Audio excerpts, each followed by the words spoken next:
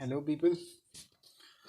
So in this video we are going to start with a revolt of 1857. 1857 का विद्रोह 1857 के विद्रोह से अपने लोग स्टार्ट करने वाले हैं। और यहाँ से अब आपको एक प्रॉपर कह सकते हैं, आपको एक प्रॉपर मॉडर्न हिस्ट्री पढ़ने का फील आने लगेगा। ठीक है, तो देखिए अब अपने लोग स्टार्ट करते हैं। जो अपना रिवोल्ट ऑफ 1857 का जो विद्रोह था वो 10 मई 1857 का हुआ था। 10 मई 1857 का हुआ था। हालांकि इसके पीछे काफ़ी सारे कारण थे, एकदम नहीं हो गया कि एकदम इतनी बड़ी आग लग गई। उससे पहले काफ़ी सारे धीरे धीरे कुछ रीज़न से, कुछ ऐसे कॉजेज़ थे जिस वजह से जो ये रिवोल्ट ऑफ 1857 हुआ, लोगों का आक्रोश स्फूटा ब्रिटिश कंपनी के अगेंस्ट, ब्रिटिश एम्पायर के अगेंस्ट, ब्रिटिश क्राउन के अगेंस्ट। ठीक है, जो उनकी पॉलिसीज़ वगैरह थी वो स्वेटेबल नहीं थी, या फिर अपने लोग कह सकते हैं कि वो काफ़ी ज़्यादा मतलब एक्सप्लॉइट कर रही थी इंडिया को, इंडियन एम्पायर को, इंडियन पीपल को, ऐसे कह सकते हैं अपने लोग। तो जो अपना रिवोल्ट ऑफ 1857 था वो 10 मई 1857 को स्टार्ट होता है।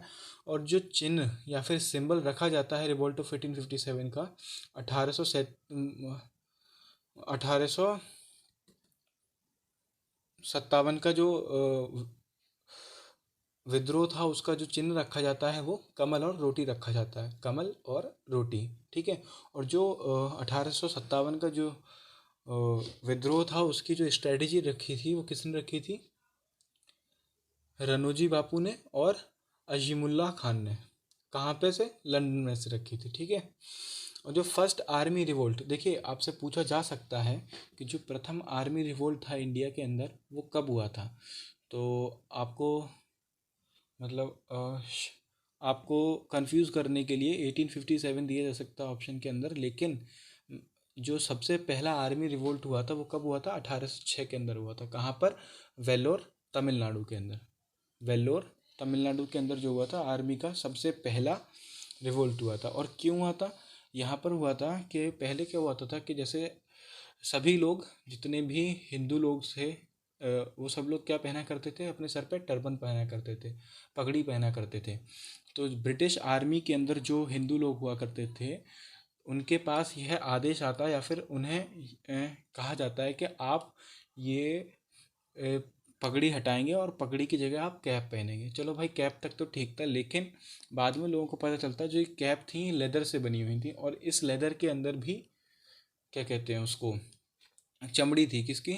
गाय और सूअर की चमड़ी से बनी गई थी। ठीक है, तो इस वजह से एक जो प्रथम आर्मी रिवोल्ट हुआ था वो कहाँ पे हुआ था? वेल्लोर, तमिलनाडु के अंदर हुआ था 1806 के अंदर। ये एसएससी के अंदर पूछा भी जा चुका है पहले, तो आप इसे लर्न कर लीजिएगा हिसाब से। ठीक, तो काफ़ी सारे रीजंस रहे, काफ़ी सारे कॉजेज़ रहे थे जिसने 1857 की जो ये क्रांति थी, रिवोल्ट था, इसके पीछे। तो at the time of revolt, जो अब आप लोगों से पूछा जा सकता है कि जब रिवोल्ट स्टार्ट हुआ था 1857 का, उस वक्त पर जो प्राइम मिनिस्टर कौन था ब्रिटेन का? पूछा जा सकता है आपसे। तो उस वक्त जो ब्रिटेन का प्राइम मिनिस्टर था वो कौन था? पाल्मस्टन। ठीक है, और जो आपसे पूछा भी जा सकता है कि गवर्नर जनरल इंडिया का कौन था उस वक्त पर? 1857 के रिवोल्ट के टाइम पर जो गवर्नर जनरल था वो कौन था? Lord Canning. और ब्रिटिश क्राउन यानी ब्रिटिश के अंदर, ब्रिटेन के अंदर किसका शासन चल रहा था? राजा या रानी कौन था उस वक्त पर? तो कौन था? क्वीन विक्टोरिया उस वक्त तक ब्रिटिश क्राउन थी। किस टाइम? रिवोल्ट ऑफ 1857 के टाइम पे। मुगल एम्पर भारत के अंदर उस वक्त मुगल एम्पर कौन था? बहादुर शाह जफर था उस वक्त तक। ठीक, और ब्रिटिश आर्मी चीफ कौन था? तो देखिए, जब 1857 का रिवोल्ट स्टार्ट होने से जस्ट पहले जो रिवोल्ट वो था, राजा वो ब्रिटिश आर्मी जो चीफ था वो कौन था? George Ennison. और जैसे ही यह रिवोल्ट स्टार्ट हुआ तो जॉर्ज एनिसन को हटा दिया गया और किसे बना दिया गया था? कॉलिन कैम्पबेल को। कॉलिन कैम्पबेल को ब्रिटिश आर्मी चीफ बना दिया गया था। ठीक, तो ये चीज़ें आपसे पूछी जा सकती हैं स्टैटिक जीके के फॉर्म में, तो आप इसे लर्न कर लीजिएगा। अब इसके बाद अपने लोग पढ़ते हैं कि जैसे 1857 के कॉजेज़ तो काफ़ी सारे थे ही। अब उसके बाद क्या होता है कि 1857 के ऊपर, मतलब जो ये रिवोल्ट हुआ था उसके ऊपर काफ़ी सारी बुक्स लिखी गई थी, काफ़ी सारे एक्सप्रेशंस आए थे। तो उनके बारे में अपन लोग पढ़ते हैं, जो फेमस बुक हैं 1857 के रिवोल्ट से डील करने वाली। जैसे जो बुक है एक 1857 नाम से ही, उसका नाम ही 1857 है, वो किसके द्वारा लिखी गई थी? एस एन सेन के द्वारा लिखी गई थी। इनसे एस एन सेन जी से दरख्वास्त की थी किसने? गवर्नमेंट ऑफ इंडिया, यानी भारत की सरकार ने दरख्वास्त की थी एस एन सेन से 1857 के ऊपर एक किताब लिखने के लिए। S N Sen on the request of government of India, इन्होंने 1857 लिखी थी। ठीक। The Indian war of independence, Indian war of independence, ये किसने लिखी थी? वी डी सावरकर जी ने लिखी थी। ठीक। The sepoy mutiny and the rebellion of 1857, ये भी बुक, मतलब जितने भी अभी अपने लोग बुक्स पढ़ने वाले हैं उस सब के अंदर किसका थीम रहेगा? जो थीम होगा वो किसका होगा? रिवोल्ट ऑफ 1857 से रिलेटेड। तो देखिए, सिपाही म्यूटनी यानी जो सैनिक थे, म्यूटनी यानी उनके अंदर विद्रोह की भावना उत्पन्न हो गई थी, रेविलियन किया रहा था उन लोगों ने 1857 के अंदर, वो किसने लिखी थी? आर.सी. मजुमदार जी ने लिखी थी। द ग्रेट रेबिलियन, वो किसने लिखी थी? अशोक मेहता जी ने लिखी थी। The causes of Indian revolt, the causes of Indian revolt, वो किसने लिखी थी? सर सैयद अहमद खान जी ने लिखी थी। And the recent writings of revolts of 1857, ये एक बुक थी, किसने लिखी थी? के सेन गुप्ता जी ने लिखी थी। और एक बुक थी poverty and un British rule in India, poverty and un British है, ठीक, un British rule in India, वो किसने लिखी थी? दादा भाई नौरोजी ने। तो आप इसके नाम से ही आप पहचान सकते हैं कि ये एंटी ब्रिटिश बुक्स कह सकते हैं, क्योंकि इसके अंदर देखिए अन ब्रिटिश टर्म आई है। अन ब्रिटिश मतलब वो आपको ये बताना चाह रहा है, इस बुक का जो नेम है वो आपको ये बताना चाह रहा है कि इस जगह से हम लोग कह सकते हैं कि एक नेशनलिज्म की फीलिंग कहीं ना कहीं, और कहीं ना कहीं एक एक काफ़ी ज़्यादा स्ट्रॉन्ग एंटी ब्रिटिश थॉट अपने इंडिया के पीपल के अंदर जनरेट हो चुका था, और वही एग्जरीगेट भी कर रहा था। लोग काफ़ी ज़्यादा आक्रोश में रहते थे ब्रिटिश कंपनी की पॉलिसीज़ वगैरह से रिलेटेड, और वह चाहते थे कि भाई जल्दी से फ्रीडम हो, इसीलिए काफ़ी सारे रिवोल्ट इसके आगे भी हुए और इससे पहले भी होते हुए आए थे। अब देखिए, कुछ स्टेटमेंट के बारे में अपने लोग पढ़ते हैं, इसी वक्त पर कुछ कथन भी दिए गए थे राइटर्स वगैरह के थ्रू, कि इन्होंने कुछ अपने स्टेटमेंट दिए थे। जैसे L.E.R. रीज ने एक स्टेटमेंट दिया था, इन्होंने दिया था that was the battle between religiously blind people against the Christians. देखिए, इनके स्टेट के अंदर जो रिलीजियसली ब्लाइंड बताया गया वो किसे बताया गया? भारतीयों को बताया गया। और पीपल अगेंस्ट क्रिश्चियंस, इन्होंने इसे एक रिलीजियस बैटल की तरीके से देखा, और इन्होंने बोला कि ये एक बैटल थी किसके बीच में? रिलीजियसली ब्लाइंड पीपल के बीच में, यानी मतलब जो धर्म के आगे बिल्कुल अंधे हो चुके हैं उन लोगों के बीच में, और किसके बीच में? क्रिश्चियंस के बीच में। क्रिश्चियंस यहाँ किसे कहा गया? ब्रिटिशर्स को कहा गया। ठीक है, ब्रिटिशर्स क्रिश्चियंस थे, तो इसलिए इन्हें बोला गया it was a battle between religiously blind people against the Christians. फिर एक स्टेटमेंट दिया था, एक कथन जारी किया था, किसके द्वारा? जेम्स आउटरम एंड टाइलर, दो लोग हैं, जेम्स आउटरम एंड टाइलर के द्वारा, कि that was a strategy of Hindus and Muslims, कि उन्होंने ये कहा था कि यह षड्यंत्र था, ये जो रिवोल्ट था यह एक षड्यंत्र का रूप था। किसके षड्यंत्र? किसने रचा था ये षड्यंत्र? ये हिंदू और मुस्लिम ने मिलकर षड्यंत्र रचा था, किसके लिए? इंडिपेंडेंस पाने के लिए। तो ये था that was the strategy of Hindu and Muslims, किसके द्वारा? जेम्स आउटरम एंड टाइलर के द्वारा ऐसा बोला गया। बेंजामिन डिसरेली एंड अशोक मेहता, इन दोनों ने क्या स्टेटमेंट दिया था? इन्होंने दिया था that was a national movement, इन्होंने इसे एक नेशनल मूवमेंट के तौर पर बताया कि जो 1857 का जो ये रिवोल्ट था यह एक नेशनल मूवमेंट था। और T.R. होम्स ने बताया कि that was a war between civilised and uncivilised people. देखिए, इन्होंने बताया है कि यह सभ्य और असभ्य लोगों के बीच का एक युद्ध था। देखिए, इन्होंने सिविलाइज्ड बताया है किसे? ब्रिटिशर्स को, और अनसिविलाइज पीपल बताया है इंडियंस को। ठीक है, T.R. होम्स ने। और डॉक्टर सेन, S.N. सेन ने क्या बोला है कि that was a freedom struggle without nationalism. ये S.N. सेन वही व्यक्ति हैं जिनसे आग्रह किया था किसने, गवर्नमेंट ऑफ इंडिया ने, क्या लिखने के लिए, 1857 जो बुक हम लोगों ने पिछले पढ़ी है अभी, 1857 नाम की जो बुक थी वो एस.एन. सेन जी ने लिखी थी। और उन्हीं ने ये स्टेटमेंट दिया था कि राष्ट्रीयता के अभाव में यह स्वतंत्रता का एक संघर्ष था। अर्थात कि मतलब उस वक्त तक नेशनलिज्म की फीलिंग नहीं आई थी लोगों के बीच में, लेकिन उनके पास फ्रीडम मतलब उन्हें स्वतंत्रता चाहिए थी, लेकिन उन्हें ये नहीं पता था कि भाई अपने लोग एक नेशन हैं, एक नेशनलिज्म की फीलिंग नहीं आई थी। ठीक है, राष्ट्रीयता के अभाव में एक स्वतंत्रता का संघर्ष था। ठीक है, किसके द्वारा बोला गया ऐसा, डॉक्टर एस.एन. सेन के द्वारा।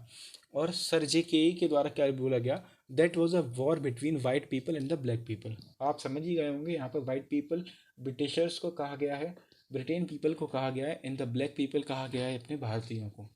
ठीक है, अब अपने लोग देखते हैं कि causes of the revolt. Basically कोई एक कॉज नहीं रहा था, क्या कहते हैं, 1857 के रिवोल्ट का। जो विद्रोह का कारण कहा जाता है, मेन कारण देखिए, एक तो सबसे मेन कारण आप कह सकते हो वो था कि एक व्यक्ति था, पांडे नाम, मंगल पांडे नाम का एक व्यक्ति था। और उसने क्या कहा था कि जो कारतूस होता है ना, कारतूस, उस कारतूस के अंदर गाय की और सूअर की चर्बी हुआ करती थी, और उसे मुंह से छीलना पड़ता था फायर करने के लिए। मतलब उसे पहले छील के फिर उसे गन के अंदर डालना पड़ता था, तब उसके बाद फायर करा जाता था। तो ये हिंदू लोगों को पसंद नहीं था बिल्कुल, क्योंकि गाय को वो पूजनीय कंसिडर करते थे। और मुस्लिम्स के अंदर सूअर को काफ़ी ज़्यादा मतलब अपवित्र कंसिडर करा जाता है, इसीलिए उन लोगों को भी ये पसंद नहीं था। तो कहा जा सकता है कि जो मेन रीज़न जिसने आग दी इस चिंगारी को, वो यही था। बाकी और भी काफ़ी सारे रीजंस थे जिस वजह से ये रिवोल्ट ऑफ 1857 हुआ। पर जो मेन उस वक्त, मतलब तुरंत तुरंत ताज़ा ताज़ा जो रीज़न था उस वक्त पर, वो कौन सा था कि कारतूस के अंदर वो हुआ करता था, चर्बी हुआ करती थी। और हिंदू और मुस्लिम, या फिर सीधे कह सकते हैं अपन लोग, जो इंडियंस थे उन लोगों को फोर्स करा जा रहा था इसको चलाने के लिए। जब सबसे पहले मंगल पांडे ने सबसे पहले मना कर दिया कि भाई मैं नहीं चलाऊंगा, तो मंगल पांडे को फांसी की सज़ा दी दी गई थी।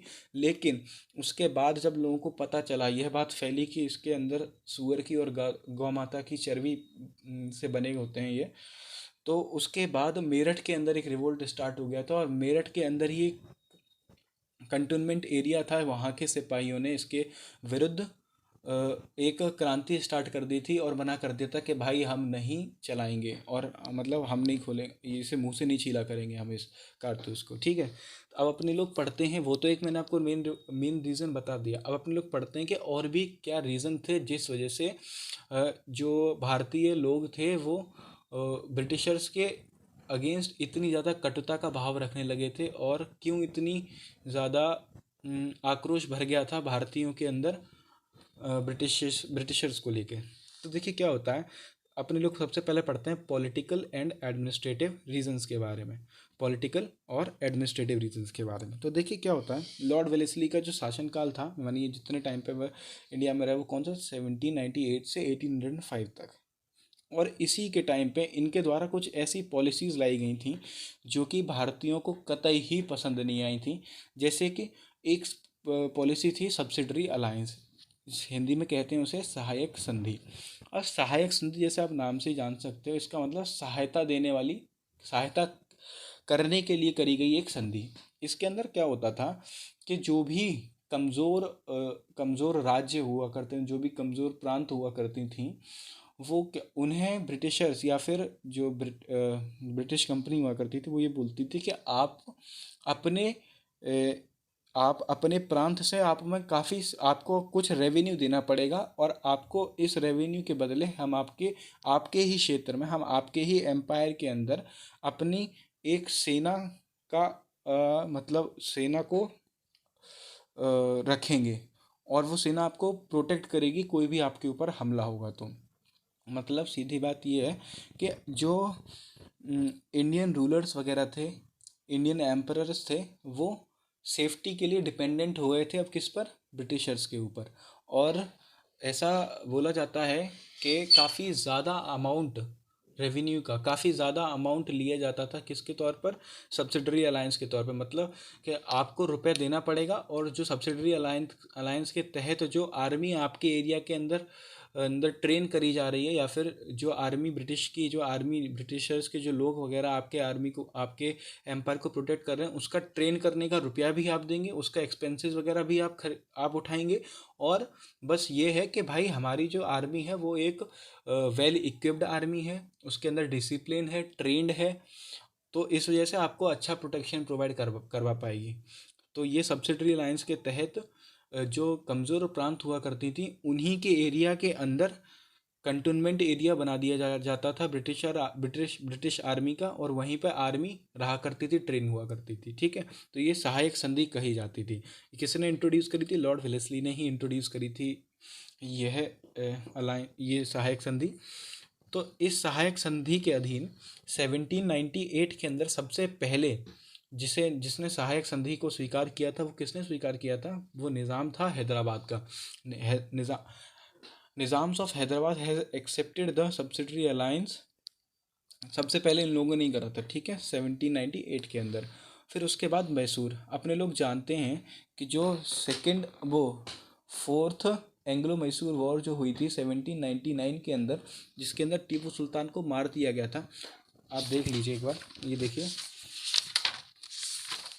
सेकंड एंग्लो मैसूर वॉर, देखिए वो सेकंड बोल रहा हूँ, fourth Anglo Mysore war. Fourth Anglo Mysore war जो हुई थी चतुर्थ आंग्ल युद्ध के अंदर, हम जानते हैं कि after the death of Tipu Sultan को मार दिया गया था, और टीपू सुल्तान की मृत्यु के बाद वहाँ पर ब्रिटिशर्स के कंजर्वेशन के अंदर किसे बिठाया गया था? वाडिया डायनेस्टी का को फिर से स्थापित करा गया था। और कौन बिठाया गया था? उन्हीं का एक पपेट बिठाया गया था। कौन? कृष्णा को बिठा दिया गया था।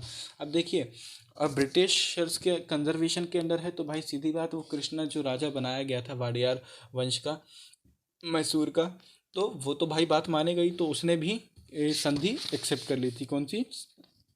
सहायक संधि 1798 में हैदराबाद ने करी थी, निज़ाम्स ऑफ हैदराबाद ने एक्सेप्ट किया था सब्सिडरी अलायंस को, और 1799 के अंदर मैसूर राज्य ने कर लिया था।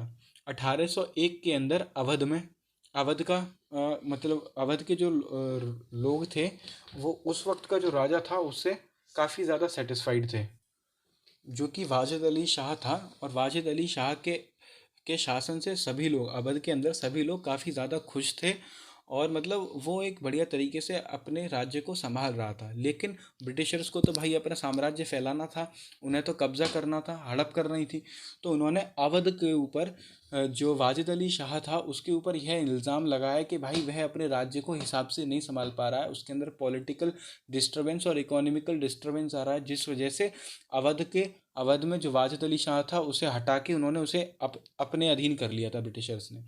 तो अवध को भी फिर सब्सिडरी अलायंस या सहायक संधि एक्सेप्ट करनी पड़ी। ठीक है, पेशवा या फिर जो मराठास थे उन्होंने भी 1802 के अंदर सब्सिडरी अलायंस या फिर सहायक संधि को स्वीकार कर लिया था। ऐसे ही 1803 के अंदर भोसले ने, और 1804 के अंदर शिंदियाज ने। अब देखिए शिंदियाज में क्या हुआ था, जब 1857 का जो रिवोल्ट हुआ था उसके अंदर ये सिंधियाज जो हो गए थे, इन्होंने पीठ दिखा दी थी। मतलब बाकी सब लोग तो एक तरीके से यूनाइटेड थे, लेकिन इन सिंधियाओं ने क्या करा था, दूसरे लोग थे यानी कि जो अपोनेंट पार्टी थी ब्रिटिशर्स, उन लोगों को सपोर्ट कर दिया था। ठीक है, वो हम लोग बाद में पढ़ेंगे। अब उसके बाद आता है, ये तो पहला कारण था, पॉलिटिकल और एडमिनिस्ट्रेटिव रीजंस में लॉर्ड वेलेस्ली के द्वारा सब्सिडरी अलायंस इंट्रोड्यूस करी गई, जिस वजह से लोगों के अंदर आक्रोश आ गया था भाई, कि देखो रुपए भी हमसे ले रहे हैं, हमारे एरिया के अंदर ये लोग पल रहे हैं, और एक तरीके से अपने लोग डिपेंडेंट हो गए थे। तो अब क्या हो रहा था कि अब उसके बाद आता है लॉर्ड डलहौजी। लॉर्ड वेलेस्ली के बाद जो आता है वो आता है लॉर्ड डलहौजी। और लॉर्ड डलहौजी को किसके लिए भेजा गया था? हड़प की नीति अपनाने के लिए। मतलब उसका मतलब सीधी बात यही था कि भाई उसे हड़पना था ज़्यादा से ज़्यादा एरिया, और ब्रिटिश एम्पायर के अधीन करना था।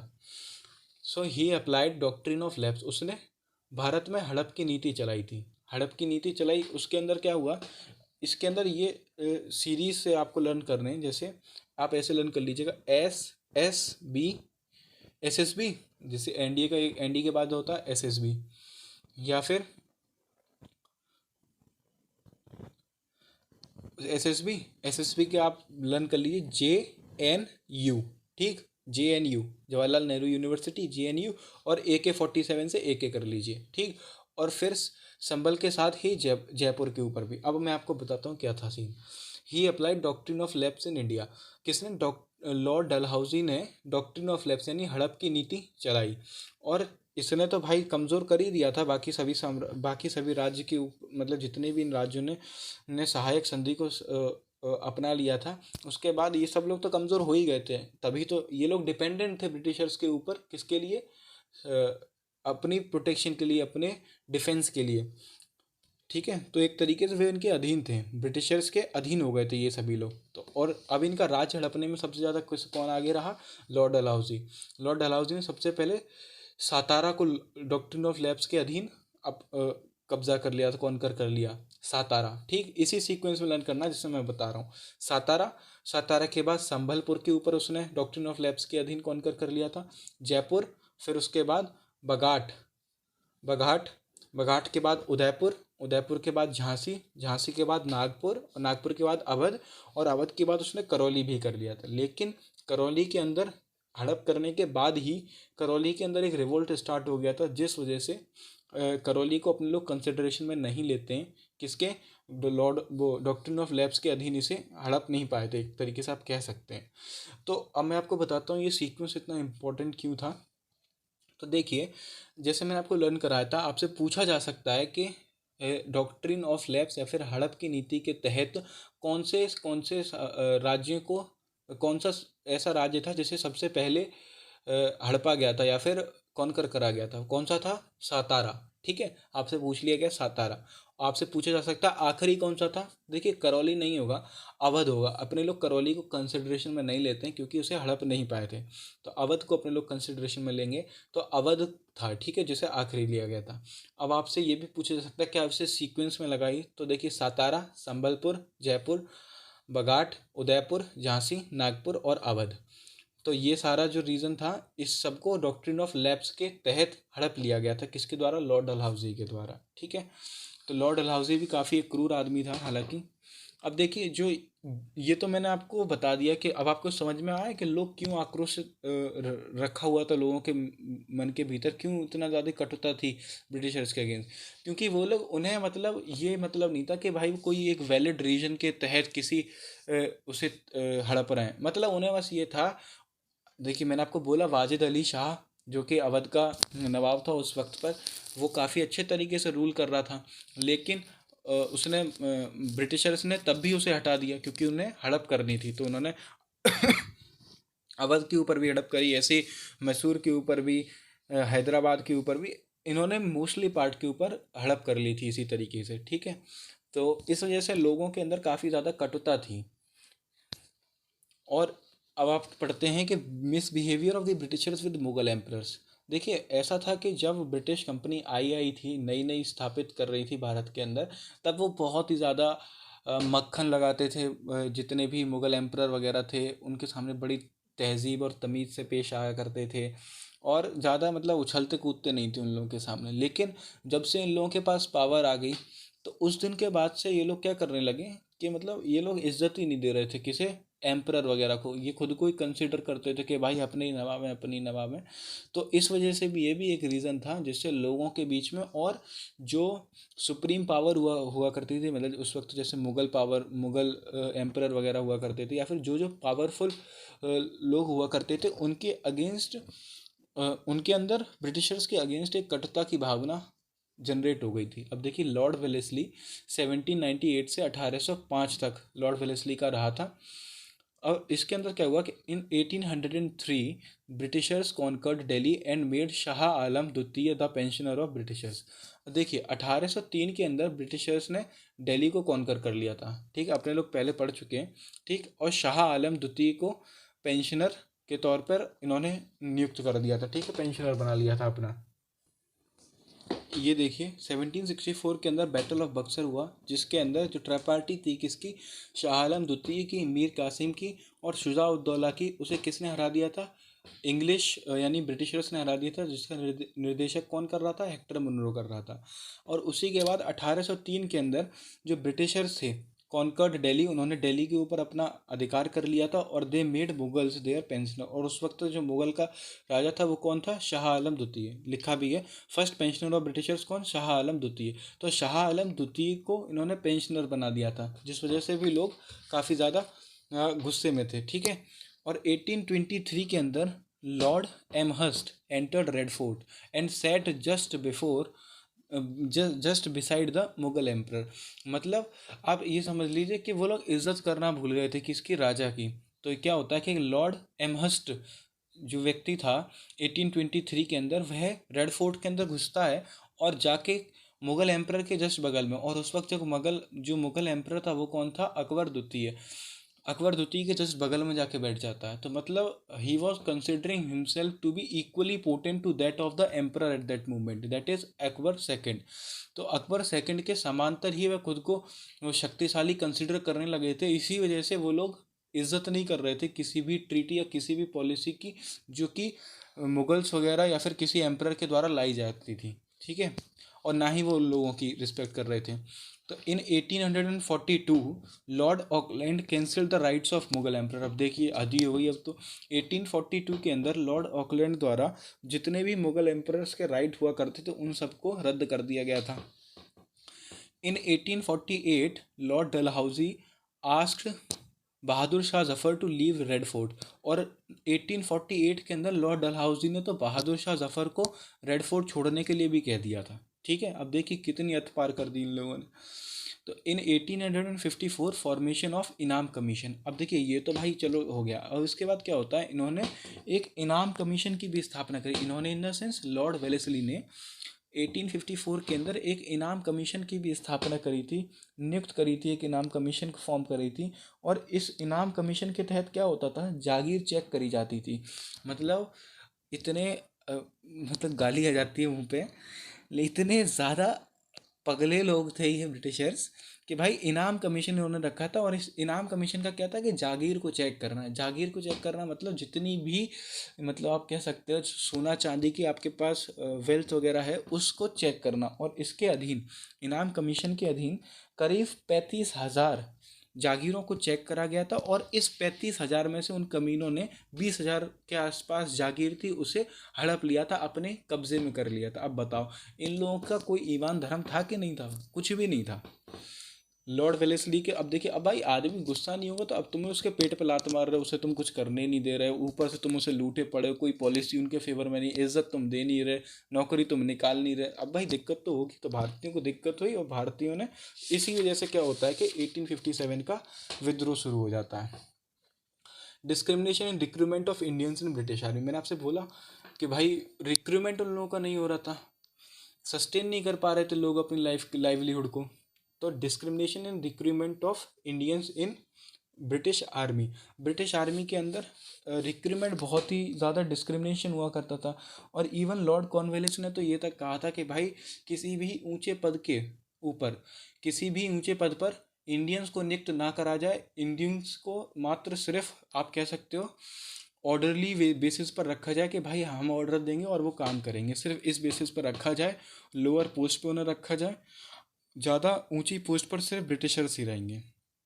तो ऑब्वियस सी बात है डिस्क्रिमिनेशन हो रहा था इंडियंस के साथ।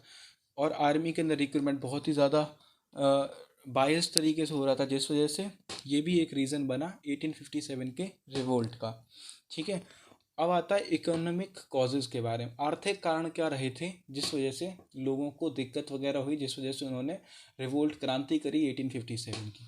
अब इकोनॉमिक कॉजेज़ के बारे में अगर अपने लोग बात करें, या फिर आर्थिक कारणों के बारे में अपने लोग अगर बात करें, तो जो मेन कारण रहा वो रहा, एक तो पहली बात, new revenue system applied by the Britishers.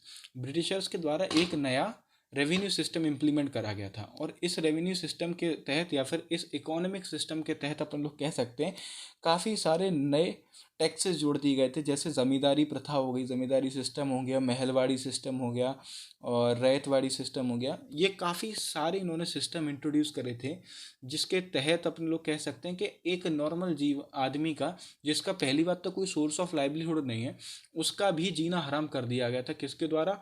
Economic system के द्वारा, या फिर जो रेवेन्यू सिस्टम जो हुए थे, जिस वजह से आदमी को अपनी अपनी जीवन चलाने में बड़ी दिक्कत हो रही थी। तो इस वजह से भी लोगों के बीच में आक्रोश भर गया था ब्रिटिशर्स और ब्रिटिश पॉलिसीज़ के अगेंस्ट, ठीक है। और डी इंडस्ट्रियलाइजेशन ऑफ इंडिया, देखिए डी इंडस्ट्रियलाइजेशन, ब्रिटिशर्स के आने से पहले तक इंडिया के बाहर एक्सपोर्ट हुआ करता था, ठीक है। अब जब से ब्रिटिशर्स आए तब से एक्सपोर्ट तो छोड़ो, इन्होंने इंडिया को मात्र एक रॉ मटेरियल की तरह बना के छोड़ दिया। जैसे कपास यूज़ हुआ करता था यहाँ से, मतलब कपास यहाँ पे उगता था, ठीक, कपास एक रॉ मटेरियल है। अब यहाँ पे क्या कहता है, पुराने समय में माना जाता है कि जो मुगल जो एम्पायर था वहाँ से कपास निकाला जाता था और उस कपास से कपड़े वगैरह बना के एक्सपोर्ट किए जाते थे। तो यानी सीधी बात, अपने लोग एक सेकेंडरी बिजनेस के तौर पे उभर रहे थे उस वक्त पर। लेकिन इन लोगों ने क्या करा, इन लोगों ने इन्होंने कपास या फिर जितना भी रॉ मटेरियल था वो यहाँ से एक्सट्रैक्ट किया, और उस रॉ मटेरियल को एक्सट्रैक्ट करने के बाद भेज दिया कहाँ पे, अपने एरिया में, जितना भी उनका एरिया हुआ करता था। जैसे मैनचेस्टर कहा जाता है ब्रिटेन को, ठीक है, मैनचेस्टर कहा जाता है, यानी वहीं पे जितनी भी उनाई बुनाई जो कुछ भी होती थी सब कुछ इन्होंने शिफ्ट कर दिया कहाँ पे, इंग्लैंड के अंदर। इन्होंने सीधी बात इनका जो ब्रिटेन था उसे एम्पावर करा, यहाँ से जितना भी रुपया जाता था वो सब ब्रिटेन में चला जाता था। जितना भी इंडस्ट्रियल या रॉ मटेरियल होता था यहाँ से सस्ते दामों में, और सस्ते क्या, ये तो लूटते थे फार्मर्स वगैरह को, जितना भी रॉ मटेरियल आता था उसे लेके चले जाते थे कहाँ पे, ब्रिटेन के अंदर। और वहाँ पे क्योंकि ये एडवांस तो थे मशीनरी के अंदर, तो वहाँ पे अच्छे अच्छे कपड़े बना के फिर इसे एक्सपोर्ट किया करते थे। तो डी इंडस्ट्रियलाइजेशन हो गया इस वजह से, यानी कि जो पहले अपने यहाँ पे हैंड वूवन या फिर कपास से जो बनाए जाते थे कपड़े, उस सब का जो उस सब का वो चलता आ रहा था, उस सब को बिल्कुल ख़त्म करवा दिया, किसने, ब्रिटिशर्स ने। और अ, इंडिया को मात्र एक रॉ मटेरियल के एक्सपोर्टर के तौर पर ही छोड़ के रख दिया था, ठीक है। तो जिस वजह से काफ़ी ज़्यादा दिक्कत हुई थी। अब देखिए ऐसा भी कहा जाता है कि ब्रिटिशर्स ने जो हैंड वूवन, तभी तो देखिए गांधी जी बोलते थे कि स्वदेशी काम पे रहो, स्वदेशी कपड़े वगैरह पहनो। इन लोगों का, गांधी जी जानते थे कि इन लोगों का बहुत बड़ा बिजनेस चलता है अपने इंडिया के, मतलब अपने लोग उनके कपड़े वगैरह खरीदते थे इस वजह से। पर बात यही होती ना कि अपने लोगों को स्वदेशी से मतलब नहीं है, अपने लोगों को अर्थात हर एक व्यक्ति को यार अपनी लाइवलीहुड चलाने के लिए सीधी बात ये थी कि उसे सस्ता जहाँ मिलता था वो वहाँ चला जाता था। अब जो ये हुआ करते ब्रिटिशर्स हुआ करते थे, ये लोग तो उससे मशीन वगैरह से जल्दी से बना दिया करते थे। लेकिन इंडिया के अंदर अभी तक इतनी टेक्नोलॉजी डेवलप नहीं हुई थी, तो हैंड वूवन क्लोथ्स ही वगैरह हुआ करते थे, तो उसके अंदर वो काफ़ी ज़्यादा टाइम टेकिंग भी थे और महंगे भी हुआ करते थे, तो हर कोई उसे अफोर्ड नहीं कर पाता था। जिस वजह से जो नॉर्मल पीपल हुआ करते थे इंडिया के, भारतीय लोग वगैरह हुआ करते थे, तो उन्होंने कोशिश करी हालांकि स्वदेशी पर रहने की, पर ज़्यादा दिन तक वह स्वदेशी पर टिक नहीं पाए, ठीक है। अब उसके बाद आता है डी इंडस्ट्रियलाइजेशन ऑफ इंडिया, यानी डी इंडस्ट्रियलाइजेशन हो गया इंडिया का। तो ये भी भाई आक्रोश तो बढ़ेगा ही लोगों के, भाई हमारे पास कुछ बचा नहीं है, तुमने ऐसी तैसी कर दी हमारे भारत की। भारत को सोने की चिड़िया कहा जाता था पहले ज़माने पर, उन्होंने लूट लूट के कैसी हालत कर दी भारत की, मात्र एक रॉ मटेरियल के तौर पर उन्होंने बचा के छोड़ दिया था। कॉमर्शियलाइजेशन ऑफ एग्रीकल्चर, अर्थात इन्होंने एग्रीकल्चर को कॉमर्शियलाइज कर दिया था, जैसे कि, और इसी कॉमर्शियलाइजेशन के चक्कर में क्या होता था, हर बार भुखमरी पड़ जाती थी, फेमाइन आ जाते थे भारत के अंदर, और काफ़ी सारे लोग भुखमरी के कारण मारे जाते थे। तो ये कॉमर्शियलाइजेशन का मतलब क्या हुआ कि इन्होंने क्या करा कि जैसे टोबैको यहाँ पे उगवाने लगे, और नील यहाँ पे यानी कि इंडो को उगवाने लगे। इन्होंने अफीम की खेती करवाई यहाँ पे, मतलब भारत के अंदर लोगों से बोला कि भाई कि तुम टोबैको यानी तम्बाकू की खेती करो, अफीम की खेती करो, इंडिगो की खेती करो, हम आपको रुपए देंगे, ये देंगे। और फिर उसके अंदर उन्होंने देश भर के टैक्सेस लगा के ओवरऑल लोगों को फोर्स करके, कभी झांसे में फंसा के कि भाई हम आपको ये प्रोवाइड कराएंगे, ये प्रोवाइड कराएंगे, और कभी ना प्रोवाइड कराते थे वो लोग। और काफ़ी ज़्यादा डोमिनेट करा इन्होंने भारतीयों को, जिस वजह से कॉमर्शियलाइज तो इन्होंने कर ही दिया। अब इस कॉमर्शियलाइज की वजह से जितने भी, ये अफीम हो गया, इंडिगो हो गया और टोबैको हो गया, ये काफ़ी ही ज़्यादा फर्टाइल लैंड मांगते हैं। इन्हें काफ़ी ज़्यादा फर्टाइल लैंड चाहिए, ये जितनी भी प्लांटेशन है इन सबको फर्टाइल लैंड चाहिए। अब फर्टाइल लैंड थी भारत के पास, लेकिन कॉन्टिन्यूस प्रोडक्शन की वजह से क्या हो रहा था, जो फर्टिलिटी थी लैंड की वो ख़त्म होती जा रही थी। अब फर्टिलिटी नहीं हो रही थी तो अब ये गेहूं धान वगैरह ये सब कुछ लोग नहीं उगा पा रहे थे, और इसकी वजह से क्या हो जा रहा था, बहुत ही फ्रीक्वेंट बेसिस पर फेमाइन आने लगे थे, यानी भुखमरी आने लगी थी भारत के अंदर, जिस वजह से काफ़ी सारे लोग मरने लगे थे। अब इसके तो भाई ऑब्वियस सी बात है, आदमी गुस्सा होगा, आदमी पागल हो जाएगा, इतना कुछ हो जाएगा उसके साथ तो। अब देखिए ड्रेन ऑफ वेल्थ थ्योरी, अब ये एक थ्योरी दी गई थी किसके द्वारा, दादा भाई नौरोजी के द्वारा। और इस थ्योरी के अनुसार ये कहा जाता है, हालांकि इस थ्योरी को अपने लोग आगे भी बहुत डिटेल में पढ़ेंगे, लेकिन ड्रेन ऑफ वेल्थ थ्योरी के अनुसार ये कहा जाता है कि जितना रेवेन्यू वो, मतलब वो इन द सेंस ब्रिटिशर्स जितने भी रेवेन्यू यहाँ से जनरेट करते थे, और फिर इसी रेवेन्यू को जितना इन्होंने रुपया या फिर जितना भी इन्होंने वेल्थ यहाँ से बनाई भारत से, जिन्होंने जितना धन कमाया, और इस धन को वो कहाँ भेज दिया करते थे, ब्रिटेन में भेज दिया करते थे। ठीक, अब उससे ब्रिटेन की तो इकॉनमी बढ़िया तरीके से फूल फल रही थी, लेकिन फिर वही लोग क्या करते थे, जितना अमाउंट भेजा उसी अमाउंट को एज अ लोन दे दिया करते थे किसी इंडिया को, और फिर इंडिया उस लोन को चुकाते चुकाते अपना गरीब होता जा रहा था और ब्रिटेन को अमीर करता जा रहा था। तो ये थी drain of wealth theory. Drain यानी पैसा निकलता जा रहा था हाथ से भाई, ड्रेन हो रही थी वेल्थ, जितना कमा रहे थे और लूट लेते थे और लूट लेते थे, तो इन्होंने अत पार कर दी थी, जिस वजह से 1857 का रिवोल्ट हुआ, और काफ़ी सारे लोगों ने इसे एक मतलब कह सकते हैं ये फ्रीडम स्ट्रगल के कंसिडर के तौर पर इसे कंसिडर करा जाने लगा। हालांकि उस वक्त पर नेशनलिज्म की भावना उतनी उभर कर नहीं आई थी, और ये नेशनलिज्म की भावना आएगी करीब गांधी जी के आने से पहले, और थोड़ी बहुत दो मतलब लेट 19 सेंचुरी के आसपास। ठीक है, तब अपने लोग पढ़ेंगे अगले वीडियो में, अपने लोग थोड़ा सा और रह गया हमारा 1857 का रिवोल्ट, उसके बारे में पढ़ेंगे। Thank you people.